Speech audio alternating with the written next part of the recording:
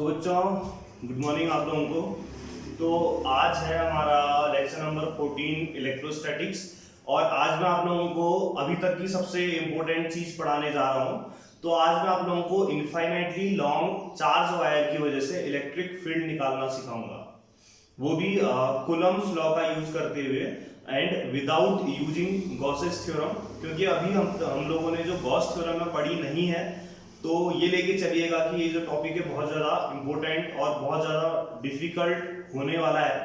तो I hope कि आप ये वीडियो लास्ट तक देखें। अगर आप लोगों ने वीडियो को लास्ट तक नहीं देखना है तो आप अभी इस वीडियो को बंद कर दीजिए, क्योंकि ये बहुत ज़्यादा इंपॉर्टेंट टॉपिक है और ये आप लोग पूरा नहीं देखेंगे तो समझ में नहीं आएगा। आने वाले टाइम पे इसी टॉपिक को मैं आप लोगों को गॉस थ्योरम से भी बताऊंगा और वहां पे ये टॉपिक बहुत ज्यादा आसान हो जाता है। बट जब विदाउट यूजिंग गॉसेस थ्योरम या with the help of Coulomb's law आता है तो ये टॉपिक बहुत ज्यादा इंपॉर्टेंट और बहुत ज्यादा डिफिकल्ट हो जाता है। तो ये एनसीईआरटी का एक अच्छा सा क्वेश्चन है, तो इसको जाके करते हैं, ठीक है। हाँ, तो इनफाइनाइटली लॉन्ग चार्ज वायर से इलेक्ट्रिक फील्ड पता करना है। तो मेरे पास एक वायर है, ये मैंने एक लॉन्ग वायर लिया। देखो इसकी लेंथ स्टार्ट है माइनस इन्फिनिटी से प्लस इन्फिनिटी तक, ठीक है। अब मैंने इसको प्लस क्यू चार्ज दिया, तो इससे जो पहला लेक्चर था हमने वहां पर यूनिफॉर्म डिस्ट्रीब्यूशन पढ़ा। तो जैसे ही प्लस क्यू चार्ज दिया तो इस इनफाइनाइटली लॉन्ग चार्ज वायर में ये जो प्लस चार्ज है यूनिफॉर्मली डिस्ट्रीब्यूट हो जाएगा। तो अब मेरा क्या बन गया, ये इनफाइनाइटली लॉन्ग चार्ज वायर, ठीक है जी। अब इस इनफाइनाइटली लॉन्ग चार्ज वायर से मैंने इलेक्ट्रिक फील्ड पता करना है। एक इमेजिनेशन करते हैं, सपोज दैट मेरे पास ये जो वायर है ये इनफाइनाइटली लॉन्ग है। इनफाइनाइटली लॉन्ग मतलब कि ये इधर किधर खत्म हो रहा है मुझे नहीं पता, और इसका ये वाला हिस्सा किधर खत्म हो रहा है मुझे नहीं पता। तो ये है इनफाइनाइटली लॉन्ग वायर। अब इसको मैंने क्यू चार्ज दे दिया तो पूरे इनफाइनाइट वायर में चार्ज डिस्ट्रीब्यूट हो गया, तो इनफाइनाइटली लॉन्ग चार्ज वायर हो गया। तो इससे इलेक्ट्रिक फील्ड पता करना है। तो भैया ये बताओ इससे इलेक्ट्रिक फील्ड कहां पता कर सकते हैं। देखो इससे इलेक्ट्रिक फील्ड इधर पता कर सकते हैं, ऊपर सामने पता कर सकते हैं, नीचे पता कर सकते हैं, पीछे पता कर सकते हैं, ठीक है। अब दो चीज देखो, जो हमारा बोर्ड है वो 2 डायमेंशनल है। तो 2 डायमेंशनल बोर्ड है तो सामने आप लोगों की तरफ में दिखा नहीं सकता, पीछे नहीं दिखा सकता। तो इलेक्ट्रिक फील्ड कहां पता कर सकता हूँ, फिलहाल मैं इलेक्ट्रिक फील्ड ऊपर पता कर सकता हूँ और नीचे पता कर सकता हूँ। तो आप कहीं पे भी पता कर लीजिए किसी भी आर्बिट्रेरी पॉइंट पे। तो मैंने इस इनफाइनाइटली लॉन्ग चार्ज वायर से इस पी पॉइंट पे इलेक्ट्रिक फील्ड पता करना है, ठीक है जी। तो जिस पॉइंट पे आप लोगों ने इलेक्ट्रिक फील्ड पता करना है वहां पे मैं एक टेस्ट चार्ज ले लेता हूँ, क्यू नॉट। एक टेस्ट चार्ज ले लिया। टेस्ट चार्ज के बारे में डिस्कस कर चुके हैं, जिसका अमाउंट जिससे पता कर रहे हैं उसके कंपैरिजन में बहुत ज्यादा छोटा रहना चाहिए। तो क्यू नॉट एक टेस्ट चार्ज ले लिया, कोई दिक्कत तो नहीं है। तो पी पॉइंट पे इलेक्ट्रिक फील्ड पता करना, अभी इस लाइन पे आप मत जाइएगा, मैंने पहले बना लिया। अब मैं क्या करता हूँ, इस पी पॉइंट से इस इनफाइनाइटली लॉन्ग चार्ज वायर पे एक परपेंडिकुलर ड्रॉ करता हूँ। तो जैसे ही पी पॉइंट से इस पे परपेंडिकुलर ड्रॉ किया तो जो परपेंडिकुलर आया मेरा पीओ आया, ठीक है जी। और ये जो परपेंडिकुलर है ये y एक्सिस के अलोंग डिस्टेंस है, तो इस डिस्टेंस को मैं बोल लेता हूं o से p तक की डिस्टेंस को y, ठीक है। अब क्या करता हूं, मेरे को इस इनफाइनाइटली लॉन्ग चार्ज वायर से इस p पॉइंट पे इलेक्ट्रिक फील्ड पता करना है। तो बताओ, जब बहुत बड़ी चीज से यहां पर कोई इलेक्ट्रिक फील्ड पता करना है तो हम बड़ी सी चीज से पता नहीं कर सकते। तो हम किसके लिए क्या करेंगे, एक छोटा सा हिस्सा लेता हूं मैं, ठीक है। छोटे से हिस्से से पता कर लेता हूं इलेक्ट्रिक फील्ड, और पूरे के लिए पता करना है तो इंटीग्रेशन। तो इंटीग्रेशन का एक बहुत बड़ा रोल रहता है कि अगर मेरे को छोटी सी चीज का इवेल्युएट मैं कर चुका हूं और मेरे को बड़ी चीज का पता करना है तो उसको इंटीग्रेट करेंगे तो आराम से हम लोग पूरे की पूरी चीज का पता कर सकते हैं। तो मैं सेम यही काम करता हूं। तो इस इनफाइनाइटली लॉन्ग चार्ज वायर में एक छोटा सा हिस्सा ले लेता हूं। तो वो छोटा सा हिस्सा ले लिया मैंने, ये। तो सपोज दैट ये जो छोटा सा हिस्सा है, ये छोटे से हिस्से का जो सेपरेशन है x एक्सिस के अलोंग है, तो इस छोटे से हिस्से का जो सेपरेशन है इसको मैं बोल देता हूं dx, ठीक है जी। और देखो ना, पूरे वायर पे चार्ज कितना है आप लोग बताइए। पूरे वायर का चार्ज प्लस क्यू है, तो छोटे से हिस्से का चार्ज कितना हो जाएगा, तो इस छोटे से हिस्से का चार्ज हो जाएगा dq, कोई दिक्कत तो नहीं है। और ये जो छोटा सा हिस्सा है जिसको मैंने ऐसे सेट किया है, ठीक है, तो ये छोटा सा हिस्सा ये O पॉइंट से कितनी डिस्टेंस पे है। तो सपोज किया मैंने जो छोटे से हिस्से की डिस्टेंस है O पॉइंट से, ये मैं ले लेता हूं x। क्या ले लेता हूं, ये x, ठीक है। तो x ले लेता हूं तो मैं इसको ऐसे x लिख देता हूं, आप लोग समझ जाइएगा कि ये डिस्टेंस है, ठीक है जी। तो मैं इसको x लिख लिया तो आप लोग समझना इतनी डिस्टेंस है, और O से P पॉइंट तक की डिस्टेंस y है। अब मैंने इलेक्ट्रिक फील्ड पता करना है पूरे वायर से, तो मैं क्या करता हूं, इस छोटे से हिस्से से इस P पॉइंट पे इलेक्ट्रिक फील्ड पता करता हूं, फिर पूरे वायर से पता चल जाएगा। अब बताओ छोटे से हिस्से से कितना चार्ज है dq, और है कौन सा चार्ज आप लोग देख रहे हैं पॉजिटिव, तो यहाँ पर वो प्लस चार्ज है, और इस पी पॉइंट पे जो टेस्ट चार्ज दिया है मैंने Q0 वो भी पॉजिटिव है। तो ये प्लस चार्ज इस प्लस चार्ज को क्या करेगा बताओ, प्लस प्लस को रिपल करता है। तो इस छोटे से हिस्से से इस पी पॉइंट पे जो प्रेजेंट Q0 टेस्ट चार्ज है इस पे एक रिपल्सन का फोर्स लगेगा, प्लस प्लस को रिपल करेगा तो किधर को लगेगा, इधर को। तो ये छोटे से हिस्से से जो इलेक्ट्रिक फील्ड रिपल्सन का फोर्स जिधर को होता है उधर को ही तो इलेक्ट्रिक फील्ड भी रहता है ना। तो due to this small part electric field जो होगा उसकी डायरेक्शन किधर को रहेगी, इधर को, और इसको डीई वेक्टर बोलते हैं। डी क्यों लगाया, क्योंकि छोटे से हिस्से से इलेक्ट्रिक फील्ड है इसलिए, ठीक है। अब और इसका जो ये इलेक्ट्रिक फील्ड तो निकाला, इसका मैग्नीट्यूड क्या रहता होगा तो मैं आप लोगों को बता चुका हूं कि इलेक्ट्रिक फील्ड को वेक्टर फॉर्म में हम लोग कैसे लिखते हैं या फिर मैग्नीट्यूड कैसे लिखते हैं। इलेक्ट्रिक फील्ड का फॉर्मूला होता है E = 1/4 पाई एप्सिलॉन नॉट और Q/r²। जानते हैं ना सभी लोग, ठीक है जी। तो मैं इस P पॉइंट पे इस पूरे वायर से ना निकालते हुए इससे निकाल रहा हूं, तो लिखता हूं इलेक्ट्रिक फील्ड एट P, ठीक है, P पॉइंट पे due to small linear charge element, किसकी वजह से, dx, सिर्फ छोटे से हिस्से dx की वजह से। तो इस छोटे से हिस्से से इलेक्ट्रिक फील्ड dE आया है, तो E की जगह कितना आ जाएगा, dE इक्वल टू कितना हो जाएगा 1/4 पाई एप्सिलॉन नॉट। छोटे से हिस्से का चार्ज कितना है बताइए, Q होता है ना, छोटे से हिस्से का चार्ज क्या लिया है मैंने, dQ अपॉन, हाँ R क्या होता है, जहां पर से देखो ना dQ डिस्टेंस से या dx से मैं इस P पॉइंट तक का इलेक्ट्रिक फील्ड पता कर रहा हूं, तो यहां से यहां तक की डिस्टेंस ये चीज होती है r, ठीक है। तो अपॉन r² होता है, तो ये चीज कितनी होगी आप लोग बताइए, सब लोग जानते हैं राइट एंगल ट्रायंगल में पाइथागोरस थ्योरम अगर लगाते हैं परपेंडिकुलर बेस हाइपोटेन्यूज, तो हाइपोटेन्यूज इक्वल टू कितना होता है, अंडर रूट ऑफ परपेंडिकुलर का स्क्वायर प्लस बेस का स्क्वायर। तो बताइए जो r है ना, तो r कितना रहता होगा अपने पास, r रहता होगा under root of y² plus x², ठीक है जी। तो मैं अभी r लिख देता हूं, बाद में चलते रहेगा, ठीक है, अपॉन कितना r²। तो ध्यान रखना कि यहाँ पर वो जो r है, r कितना है, अंडर रूट ऑफ कितना है, x² प्लस y², ठीक है। हाँ, तो ये छोटे से एलिमेंट से इलेक्ट्रिक फील्ड पता कर दिया मैंने, ठीक है, इस की पॉइंट पे। अब एक काम करते हैं ना, ये जो इलेक्ट्रिक फील्ड है इसको कुछ इसके कंपोनेंट में तोड़ना सिखाता हूं। तो सपोज दैट मैंने बोला जो P से dx को मिलाने वाली लाइन है, इस लाइन का PO को मिलाने वाली लाइन के साथ बनने वाला एंगल, ये एंगल मैं थीटा ले लेता हूं। ये एंगल क्या ले लिया मैंने, थीटा। तो एक काम करते हैं, जो DE है इसको इसके कंपोनेंट में तोड़ते हैं। कैसे तोड़ते हैं बताता हूं आप लोगों को। ये जो लाइन है वर्टिकल लाइन जा रही है, इसको मैं आगे को बढ़ा देता हूं, ठीक है। ये लाइन को आगे को बढ़ा लेता हूं और एक लाइन इस तरीके से ड्रॉ कर लेता हूं, जानबूझ के मैं ये काम किया, ठीक है। अब ऐसा अगर मैंने किया तो आप लोग जानते हैं कि ये एंगल अगर थीटा है तो ऑब्वियस है ये एंगल भी क्या रहेगा, थीटा, वर्टिकली अपोजिट, ठीक है। अब कुछ लोगों को नहीं पता, तो जिन लोगों को मैं उन लोगों को बताना चाहूंगा। वैसे तो आप लोग वेक्टर में पढ़े हैं ये सब चीज, ठीक है, रेक्टेंगुलर कंपोनेंट किसी भी वेक्टर के। तो मैंने बोला अगर ए वेक्टर है, ये एक्स एक्सिस है, वाई एक्सिस है, ए वेक्टर का हॉरिजॉन्टल से बनने वाला एंगल अगर थीटा है, तो जिधर थीटा बनता है एंगल उधर आता है हॉरिजॉन्टल कंपोनेंट, तो a cos थीटा, ठीक है। और इसके परपेंडिकुलर आता है वर्टिकल कंपोनेंट, तो ये होता है a sin थीटा। तो बताइए d का इधर थीटा एंगल बन रहा है, तो इधर का कंपोनेंट कितना आएगा आप लोग बता सकते हैं। तो d का जो इधर का कंपोनेंट रहेगा, जिधर थीटा उधर क्या आता है cos, तो ये आएगा de cos थीटा। और इसके परपेंडिकुलर जो आता है वो कौन सा कंपोनेंट आता है, sin। तो ये जो कंपोनेंट रहता होगा ये क्या होता होगा, de sin थीटा। कोई दिक्कत वाली बात नहीं है ना।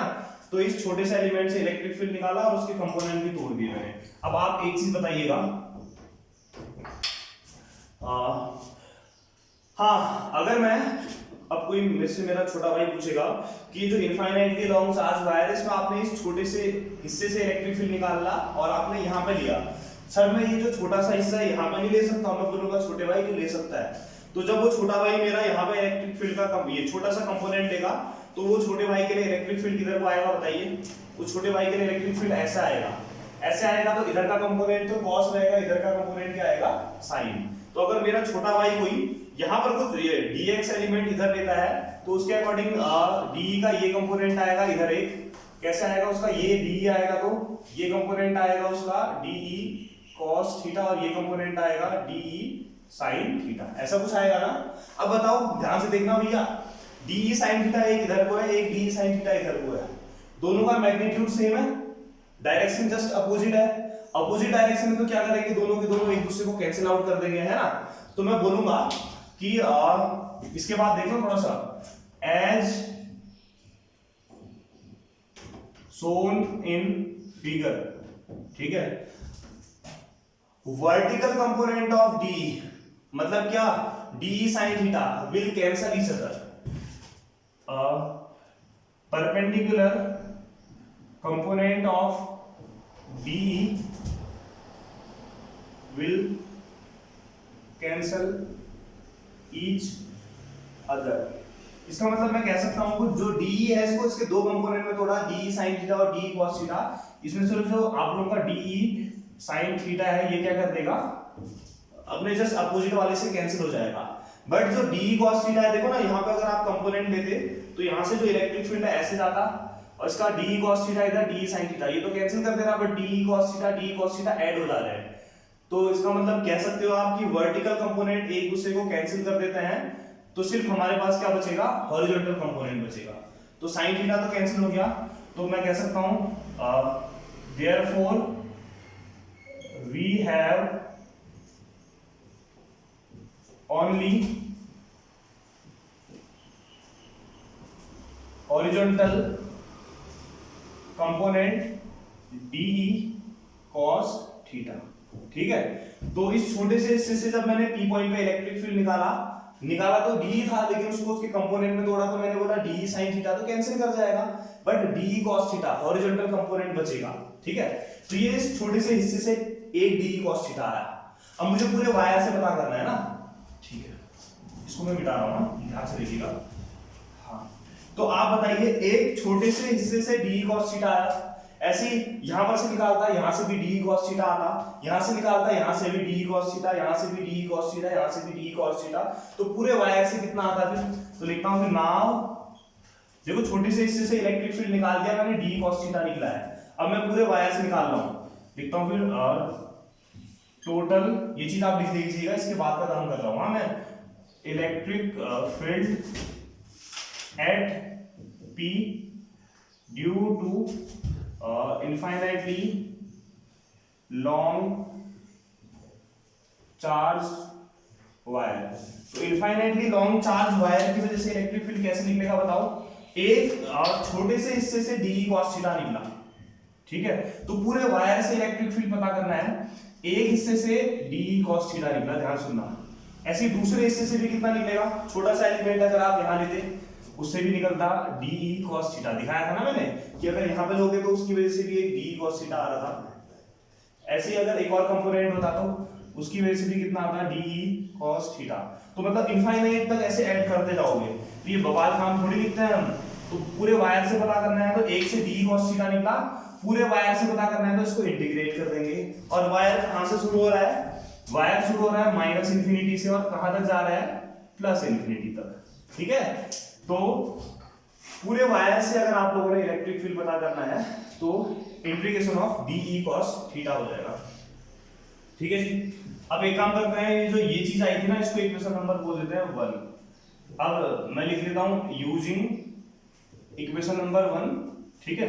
तो d की जगह वैल्यू रख लेता हूं, तो इलेक्ट्रिक फील्ड कितना आ जाएगा, माइनस इंफिनिटी से प्लस इंफिनिटी, d की जगह 1/4 pi epsilon not dq upon r square, ठीक है। साथ में कितना है, ये तो d की वैल्यू रख दी यहां से, साथ में cos थीटा है तो cos थीटा रख दिया। अब आपको पता है ना इंटीग्रेशन जब करते हैं तो उसमें से जो कांस्टेंट चीज है वो बाहर आ जाती है, ये मैं सब मिटा देता हूं, क्योंकि आप लोग तो कुछ सेकंड पीछे जा सकते हैं, बट हमारे पास स्पेस उतना रहता नहीं है, ठीक है। तो इसमें से क्या क्या कांस्टेंट है वो बाहर लेते हैं, 1/4 पाई एप्सिलॉन नॉट कांस्टेंट है, तो E इक्वल टू आ जाएगा 1/4 पाई एप्सिलॉन नॉट कांस्टेंट है, एज वेल जो r है यहाँ से यहाँ तक की डिस्टेंस है ये भी कांस्टेंट है, तो 1/r² भी बाहर आ जाएगा। तो अंदर क्या बचेगा, इंटीग्रेशन माइनस इन्फिनिटी से प्लस इन्फिनिटी और dq cos थीटा। अब ना आप लोगों को मैंने कल इससे पहला जो लेक्चर था, लेक्चर नंबर 13, उसमें linear charge distribution, surface charge distribution बताया था। तो मैंने बोला था अगर कुछ l लेंथ का वायर है और उस वन में अगर q चार्ज दिया है तो उसके लिए जो लीनियर चार्ज डेंसिटी होती है वो होता है चार्ज पर यूनिट लेंथ होता है, ठीक है, सब लोग जानते हैं ना। तो फॉर एलिमेंट dx, तो आप लोग बताइए dx एलिमेंट के लिए कितना होगा, linear charge density lambda equal to dx element का चार्ज कितना है देख के बताइए, dq है, और dx एलिमेंट की लेंथ कितनी है, dx है, तो lambda equal to dq upon dx, तो यहाँ से dq इक्वल टू कितना आ गया, लैम्डा dx। से दिख रहा नहीं दिख रहा आप लोगों को, lambda equal to q upon l, तो छोटे से एलिमेंट dx के लिए lambda equal to dq upon dx, तो dq equal to lambda dx। तो ये वैल्यू मैं यहाँ पर पुट कर रहा हूँ, हाँ, तो E इक्वल टू कितना आ जाएगा, 1/4 pi epsilon not 1/r² minus infinity से प्लस इन्फिनिटी, dq की जगह कितना आ जाएगा, लैम्डा dx साथ में cos थीटा। लैम्डा देखो एक रेशियो है चार्ज और लेंथ का, तो लैम्डा एक रेशियो है, तो रेशियो कहीं ना कहीं अपने आप में फिक्स वैल्यू लेके चलता है, तो ये जो लैम्डा है ये भी कांस्टेंट, अगेन लैम्डा भी बाहर ले लूंगा, तो लैम्डा बाहर ले लेते हैं, तो E इक्वल टू कितना आ जाएगा, 1/4 पाई एप्सिलॉन नॉट और lambda upon r² minus infinity से प्लस इन्फिनिटी dx अपॉन ये सॉरी dx cos थीटा, ठीक है। हाँ, अब एक काम करते हैं, देखो ना इंटीग्रेशन करना है मैंने dx cos थीटा का, तो आप लोग जब जानते हैं जब हम लोग इंटीग्रेशन करते हैं तो दो वेरिएबल का इंटीग्रेशन करना बहुत ज्यादा आसान काम नहीं होता है। तो जब मैं इंटीग्रेशन कर रहा हूँ यहाँ पे मेरे पास दो वेरिएबल है, एक वेरिएबल dx है, एक वेरिएबल थीटा है, तो दो वेरिएबल का इंटीग्रेशन करने से अच्छा तो हम लोग कोशिश कर रहे हैं कि एक ही कंडीशन में कन्वर्ट हो जाए तो ज्यादा सही रहेगा। तो मैं कोशिश कर रहा हूँ कि दोनों को एक वेरिएबल में कन्वर्ट करूँ, तो इसके लिए मैं क्या करता हूँ, देखो ये P पॉइंट है, ये O पॉइंट है, इस पॉइंट को मैं बोल देता हूँ S, ठीक है। तो इन राइट ट्रायंगल POS में देखता हूँ, हाँ साइड में देखिएगा, इन राइट ट्रायंगल POS, ठीक, तो राइट ट्रायंगल POS में देखते हैं, तो इसमें लगाता हूँ tan theta. tan theta equal to कितना होता है, परपेंडिकुलर अपॉन बेस, तो एंगल के सामने वाला परपेंडिकुलर होता है, तो परपेंडिकुलर x है और बेस y है, तो tan theta equal to x upon कितना आ जाएगा, y, तो यहाँ से x इक्वल टू कितना आ जाएगा, y tan थीटा। अब देखिए बच्चों, आप लोगों में से जिन लोगों को डिफरेंशिएशन नहीं आता है तो इसको, ये जो इक्वेशन है वो अब सुन लीजिएगा, अब आप लोग क्लास 11 में जाके सीख सकते हैं डिफरेंशिएशन। तो इसको डिफरेंशिएट कर देते हैं, हाँ, तो इसको डिफरेंशिएट कर देते हैं, किसी की भी t के रिस्पेक्ट में डिफरेंशिएट कर लीजिए, जिसके रिस्पेक्ट में करना है, तो क्या हो जाएगा, dx इक्वल टू y क्या है, वर्टिकल डिस्टेंस है, कांस्टेंट है, तो कांस्टेंट का डिफरेंशिएशन नहीं होता है, tan थीटा का कितना हो जाएगा, sec स्क्वायर थीटा, फिर कौन है वेरिएबल थीटा, तो थीटा का कितना हो जाएगा, d थीटा, ठीक है। तो कहीं ना कहीं dx की वैल्यू आ गई y sec square theta d theta, है ना। तो ये जो dx है इसकी जगह रख देता हूं, फिर नाउ dx की जगह ये रख देता हूं, तो e इक्वल टू कितना आएगा, 1/4 pi epsilon naught lambda upon r² minus infinity से प्लस इन्फिनिटी, dx की जगह आ जाएगा y sec square theta d theta साथ में cos थीटा, ठीक है जी। हाँ, अब एक बात सुनना आप लोग, कीमती चीज को सुन लेना तो अच्छा रहेगा कि एक प्रॉपर्टी है, मैथ्स वाले बच्चे बहुत ज्यादा सीखते हैं ये प्रॉपर्टी को, ठीक है। मैं इसका ऊपर का मिटा देता हूँ, उसके बाद आपको ये प्रॉपर्टी बताता हूँ। अगर integration of -a to +a fx dx है, तो इसको आप कैसा लिख सकते हैं, 2, ये इंटीग्रेशन की प्रॉपर्टी आप लोग जाके क्लास 12 में अभी मैथ्स वाले सीखेंगे, बायो वाले सीख लीजिए। -a to +a अगर लिमिट है आपकी fx dx है, तो आप 2 बाहर लेंगे, तो ये 0 to +a fx dx इसको लिख सकते हैं। ऐसे बताइए minus infinity to plus infinity है, तो इसको कैसा लिख सकता हूँ, देखना ध्यान से। हाँ, इसको मैं क्या कर रहा हूँ, तो minus infinity to plus infinity है, तो ई इक्वल टू आ जाएगा 1/4 pi epsilon naught lambda upon r square. Minus infinity to plus infinity है, इसको लिखता हूँ देखो 0 टू इन्फिनिटी लिख देता हूँ। देखो तो माइनस इंटू प्लस ए को 0 टू ए लिखोगे तो 2 बाहर लिखना पड़ता है, तो जब इसको लिख रहे हो तो यहाँ पर 2 हमने बाहर लेना पड़ेगा, और ये आ जाएगा y sec स्क्वायर थीटा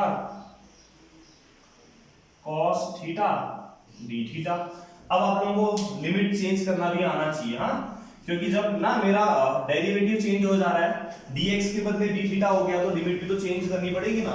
देखो ना, d के अकॉर्डिंग लिमिट आती है, d के साथ थीटा है, तो ये जो लिमिट है मेरी लेंथ वाली थोड़ी आएगी, d के साथ थीटा है तो जो लिमिट है वो एंगल वाली आएगी। तो लिमिट कैसे चेंज करते हैं बच्चों, ये टॉपिक मैं पहले बता रहा हूँ, मैथ्स वाले बच्चों के भी हाल खराब होते हैं, तो बायो वाले तो एकदम ध्यान से देखिएगा और प्रैक्टिस कीजिएगा, ठीक है। तो लिमिट कैसे चेंज करते हैं देखिए। अब मेरे को एंगल वाली लिमिट चाहिए, यहाँ लेंथ वाली लिमिट है, तो कोई दिक्कत नहीं, x equal to y tan theta है ना।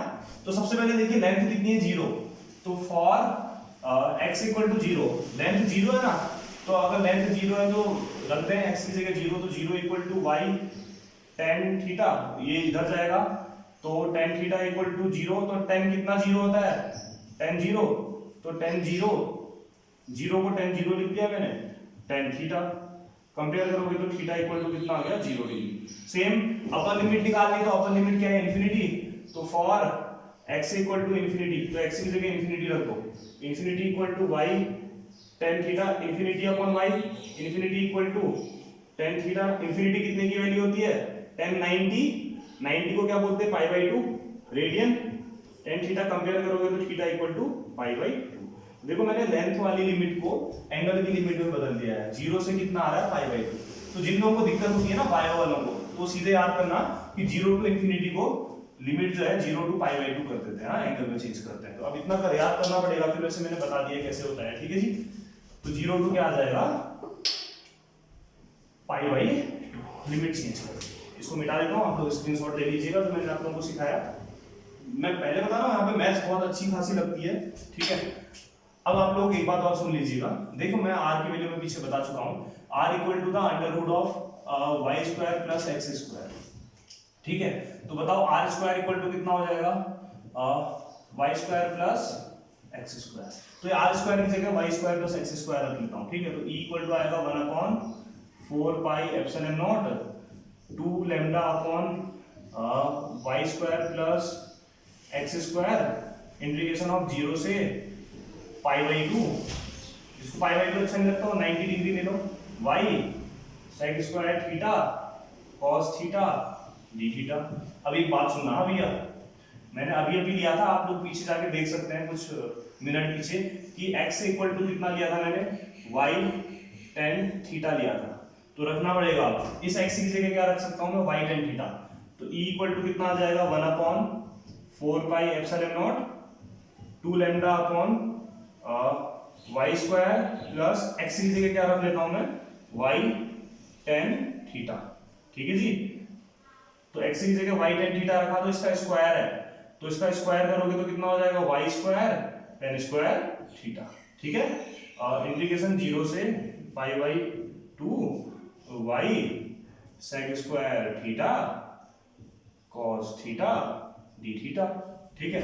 अब आप एक बात मुझे बताओ, y square plus y square tan square theta है, तो इन दोनों में से क्या कॉमन आ रहा है, y स्क्वायर कॉमन आ रहा है ना, तो आप लोग देखिए मैं थोड़ा यही तो कर देता हूँ, तो दोनों में से y स्क्वायर कॉमन ले लेता हूँ, तो दोनों में से y स्क्वायर अगर कॉमन लूंगा तो इधर बचेगा 1 प्लस tan स्क्वायर थीटा। आप लोग जानते हैं कि 1 प्लस tan स्क्वायर थीटा कितना होता है, sec स्क्वायर थीटा, तो मैं इस 1 प्लस tan स्क्वायर थीटा की जगह क्या रख सकता हूँ, sec स्क्वायर थीटा, तो इस 1 प्लस tan स्क्वायर थीटा की जगह रख दिया मैंने sec स्क्वायर थीटा, और y स्क्वायर मैंने बाहर कॉमन लिया था, ठीक है। तो ये sec स्क्वायर थीटा से sec स्क्वायर थीटा कैंसिल हो जाएगा, बहुत अच्छी बात है, और एक y से y स्क्वायर कैंसिल हो जाएगा, तो क्या बचेगा, e इक्वल टू बचेगा 1/4 पाई एप्सिलॉन नॉट 2 लैम्डा, ये y से y स्क्वायर कैंसिल बचा तो अपॉन y, अंदर बचेगा 0 से 90 limit pi by 2 cos theta d theta, ठीक है। इसको थोड़ा सा मिटा लेते हैं। हाँ देखो बच्चों, है ना, मेहनत की बात है, एक दो बार अगर आप लोग मेहनत कर ले तो फिर कोई दिक्कत नहीं रहेगी। ठीक, तो थोड़ा सा है कि आप लोग मेहनत करें। cos थीटा का इंटीग्रेशन कितना होता है? Integration of cos x dx कितना रहता है? sin x। ठीक है, तो हाँ अगर लिमिट हो a टू b तो cos x का इंटीग्रेशन करोगे और लिमिट स्क्वायर ब्रैकेट में पीछे आ जाएगी a टू b। तो करें तो इलेक्ट्रिक फील्ड कितना आ जाएगा? 1/4 pi epsilon not 2 lambda upon y। cos theta का कितना आ जाएगा? sin थीटा, और लिमिट स्क्वायर ब्रैकेट में पीछे आ जाती है 0 से π/2। तो E इक्वल टू कितना आ जाएगा? 1/4 pi epsilon not 2 lambda upon y।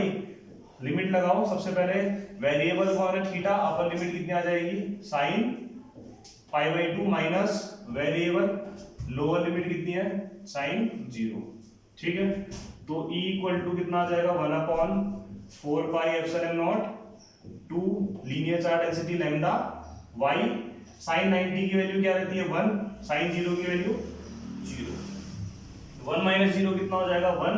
तो E इक्वल टू कितना आ गया? 1/4 pi epsilon not 2 lambda upon y। 2 से 4 पाई एप्सिलॉन नॉट को कट मत करना, क्योंकि 1/4 पाई एप्सिलॉन नॉट की वैल्यू आपको याद रहती है 9 × 10⁹ ठीक है, यूनिट आप लोग देख लीजिए। हाँ अगर मैं कैंसिल कर देता तो फिर आप लोगों को अगेन वैल्यू रखनी पड़ती, तो इतने में आप लोग छोड़ दीजिए। ठीक है, तो ये आज का हमारा टॉपिक कंप्लीट हो गया।